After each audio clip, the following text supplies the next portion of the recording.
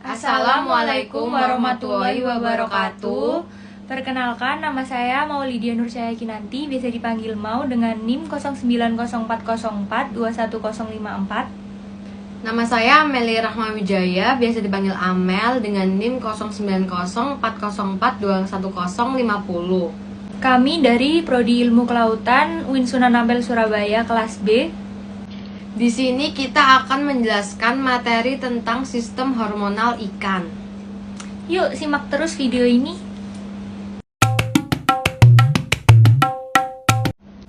Hormon adalah zat kimia yang dihasilkan oleh kelenjar endokrin atau kelenjar buntu yang mempengaruhi aktivitas organ-organ dalam tubuh lainnya.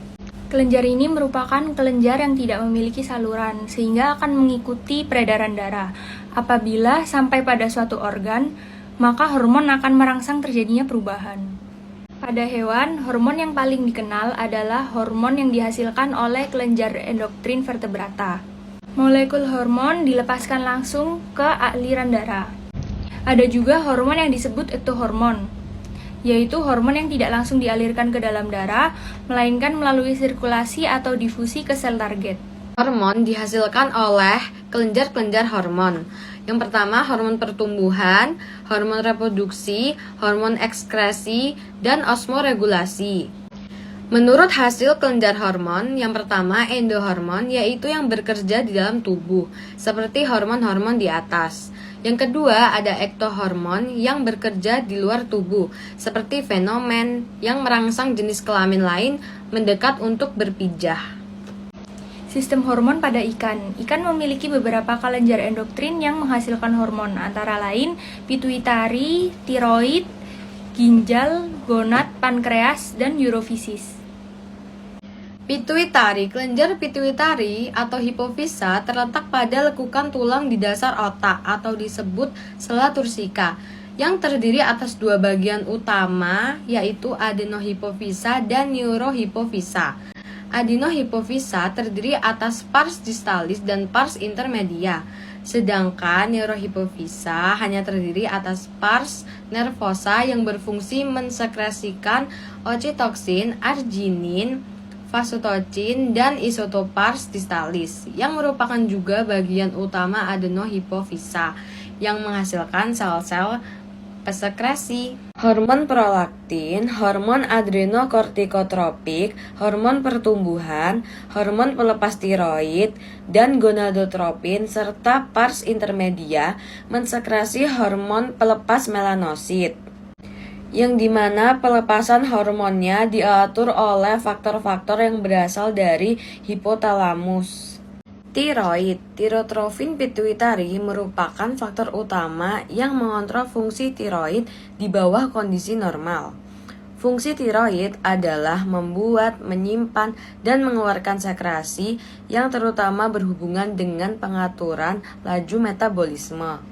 Sintesis dan pengeluaran hormon tiroid secara otomatis diatur untuk memenuhi tuntutan kadar hormon dalam darah lewat mekanisme feedback hipotalamik. Seperti gambar yang terletak pada layar, gambar tersebut merupakan lokasi kelenjar tiroid pada ikan herring. AV merupakan aorta ventralis, BS merupakan bagian dasar di ensephalon, J merupakan infundibulum, HG merupakan akar saraf stimeginus, lalu HY merupakan hipofisis, OE merupakan tulang endoglesum, PR merupakan rhombencephalon, PS merupakan sinus posterior, TH merupakan folikel kelenjar tiroid, VJ merupakan vena jugularis, dan arteri insang terletak pada nomor 1, 2, dan 3.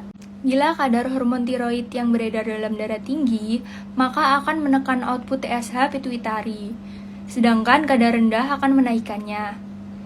Hormon tiroid yang penting yaitu tetraiodothironin atau T4 dan triiodothironin atau T3. Hormon ini penting dalam pertumbuhan, metamorfosis, dan reproduksi. Secara spesifik, tiroksin menambah produksi energi dan konsumsi oksigen pada jaringan yang normal. Mempunyai pengaruh anabolik dan katabolik terhadap protein, meningkatkan proses oksidasi dalam tubuh, mempercepat laju penyerapan monosakarida dari saluran pencernaan, meningkatkan glikogenolisis hati, dan diduga mengontrol pelepasan somatotropin, kortikotropin, dan gonadotropin dari hipofisis. Gonad merupakan kelenjar endokrin yang dipengaruhi oleh gonadotropin hormon yang disekresikan kelenjar pituitari. Meskipun gonadotropin tidak secara langsung mempengaruhi perkembangan telur atau sperma ikan, namun mempengaruhi sekresi estrogen oleh sel folikel telur dengan androgen oleh jaringan testis. Estrogen yang umum didapatkan dalam cairan ovarium telestoi adalah estradiol 17 beta yang merupakan derivat dari 17-ahidroksiprogesteron, sedangkan androgen yang umum disintesis adalah testosteron. Ginjal merupakan salah satu organ yang memiliki sel-sel endokrin antara lain jaringan internal, sel-sel kromafin, juxtaglomerulus, dan corpuscle stanius.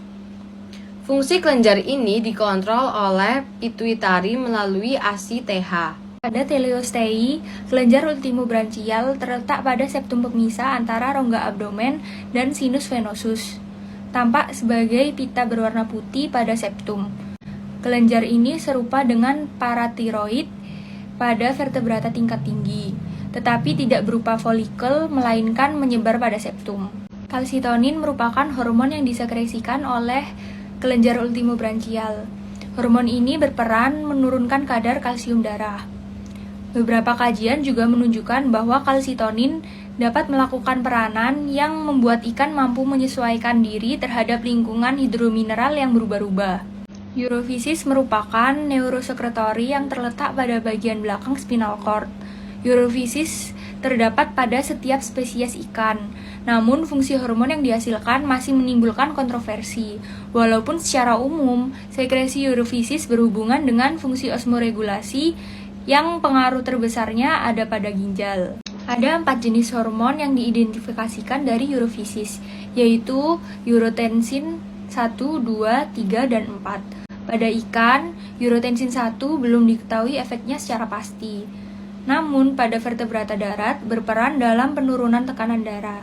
Urotensin 2 berperan dalam kontradiksi otot licin, misalnya otot rektum dan kandung kemih.